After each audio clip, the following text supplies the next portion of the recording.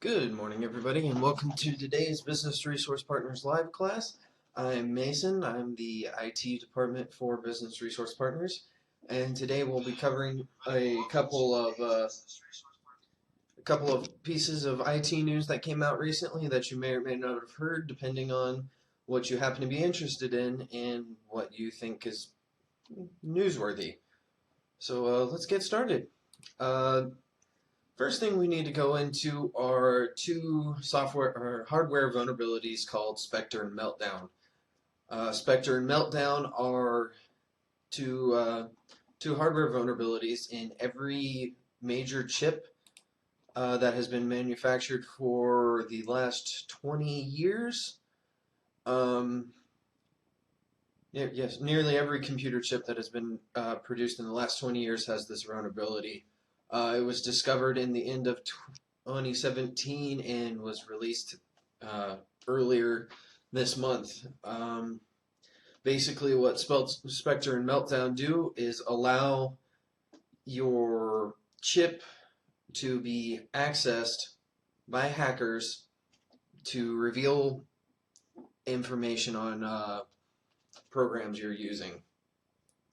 The easiest way to explain what's happening is as you start a program, you have to run certain processes to make these programs work.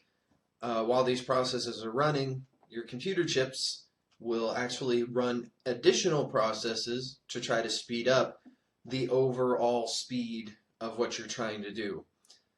Ideally, the chips protect uh, these process data from being accessed from outside sources, uh, sometimes because they have to have privileges, certain administrative privileges to be able to see what the chip is doing. Other times it's because until the data is ready, it's not allowed to be seen. The way Spectre and Meltdown actually affect these processes is Meltdown will come through other programs that normally wouldn't be able to see your data, and then it basically melts the walls separating one data process from another. Where what Spectre does is it will use logic to basically knock on where the process is occurring to find out some of the information. Um, and since basically every single computer chip that has been made over the last 20 years is vulnerable to this, that means just about every phone, every computer, every smartwatch that has come out over the last 20 years have this vulnerability. Luckily, computer programmers have already been creating patches. The problem with the patches is that it has to slow down. Your processes get slowed down so it can prevent these vulnerabilities from affecting your hardware. So in exchange for the safety, you lose the speed. Um, so this means basically if you have Windows XP or older versions of your operating system, be it your cell phone or your Mac or otherwise, you're at a higher risk because they don't put out as many or any security updates. So you need to make sure that you're trying to keep as up to date as possible. Um, and like I was saying, Mac is vulnerable to this as well. Normally, when there's most software or hardware vulnerabilities, Mac is normally pretty good about not being affected by them because they have a very proprietary system. However, since every chip that has been made in the last 20 years, I can't stress that enough, every computer chip that has been made in the last 20 years is vulnerable to this. That means Apple Mac products are vulnerable. So most of the time when you hear about a software vulnerability, a hardware vulnerability, you don't normally have to worry about your Macs being susceptible to it, but in this case, they are.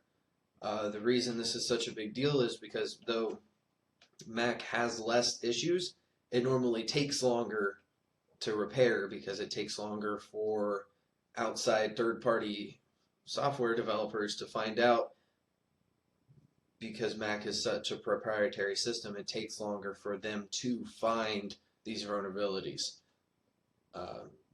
So in this particular case, since it is such a major problem, according to MacRumors.com, they've already released a few updates, but normally it takes a lot longer for Mac to actually get their fixes put out.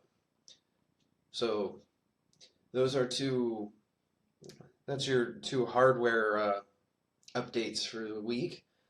So now we're going to move on to more software, more internet news. As you will start to see on your screen here in a couple seconds, YouTube has changed its monetization policy again. The most recent change is coming due to a couple of the most recent controversies.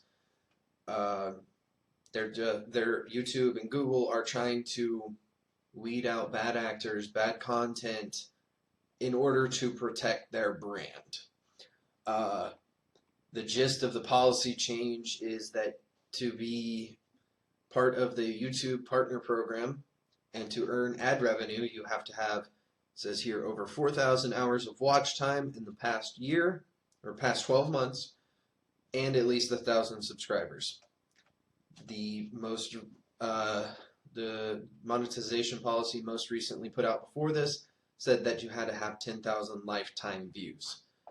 Ultimately, what this means to your average creator is you're going to lose the ad revenue, because what a lot of small content creators have is they will either have the hours and watch time, or they will have the subscribers, but not both.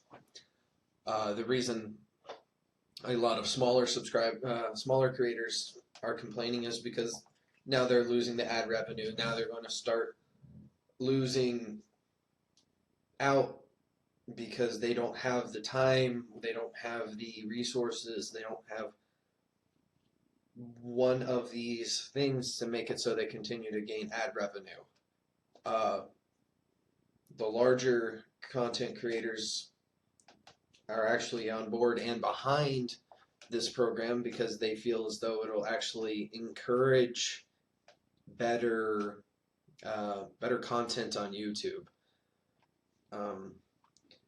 Here we have a quote from Google saying, "While this change will tackle potential abuse of a large but disparate group of smaller channels, we also know that the bad action of a single large channel can have an impact on the community and how advertisers view YouTube. We'll be working to schedule conversations with our creators in the month ahead so we can hear your thoughts and ideas on what we can do to tackle that challenge."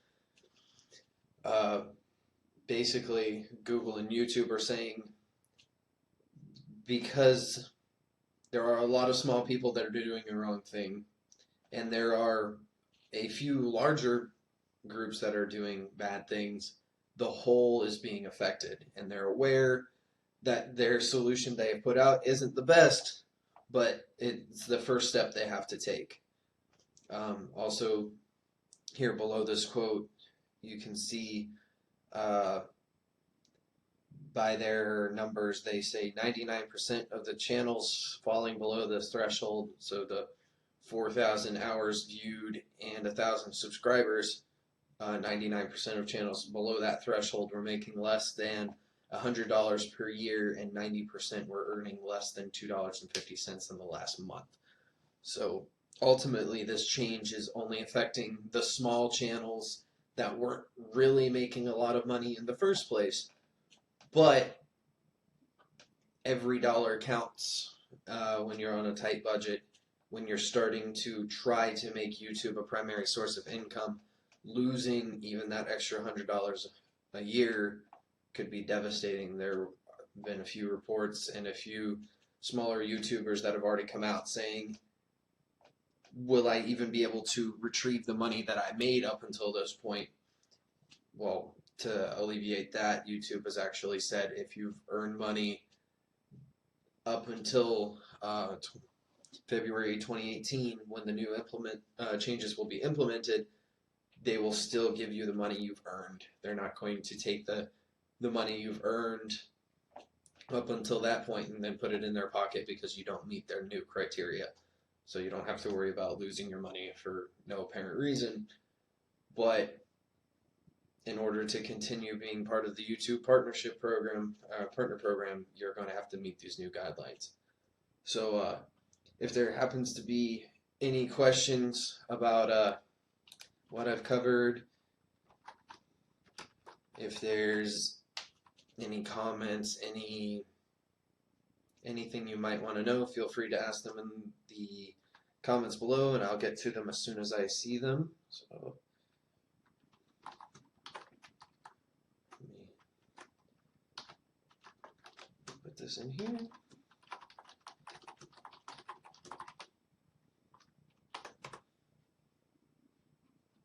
So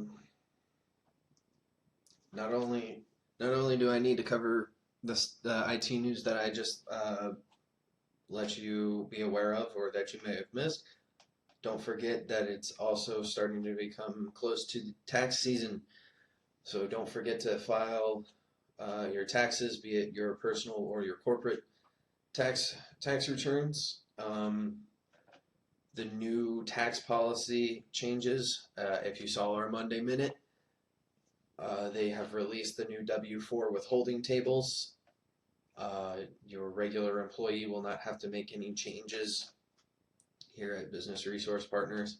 As soon as the software changes have been implemented by our payroll software, you will automatically be put into the new withholding tables, so you won't have to go in and change anything. However, if you don't happen to use Business Resource Partners, make sure the withholding tables have been changed for you, so that way you don't potentially run into any fines or penalties for that.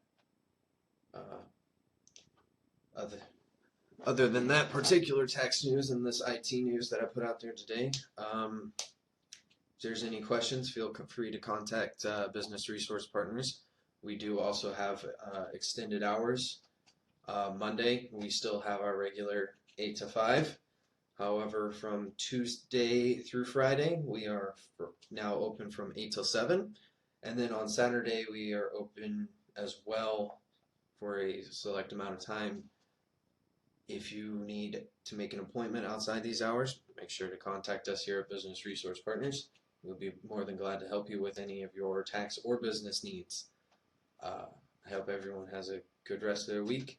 We'll see you back here next Wednesday at 10:30 for another Facebook Live class. There will be another Monday Minute next Monday. If there's anything I didn't get to or anything else you might need to know, you can always send us a message on either one of our Business Resource Partners Facebook pages. You can call us at Business Resource Partners, or you can visit our website at businessresourcepartner.com. Thank you. Have a great week.